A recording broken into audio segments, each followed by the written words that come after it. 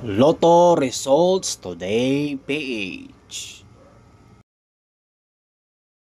Welcome po sa ating 5 PM edition ng Lotto Results Today, November 19, 2024. Araw po ng Martes para po sa ating 2D Lotto at 3D Lotto. At para po sa ating 5 PM 2D Lotto, November 19, 2024. Ang resulta po ay 22 and 12 in exact order.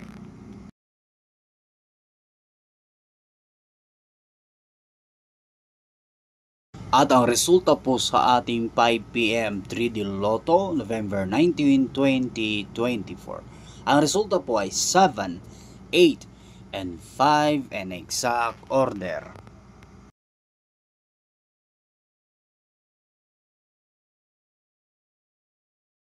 How to claim for tickets both from Lotto outlets? Kindly watch this.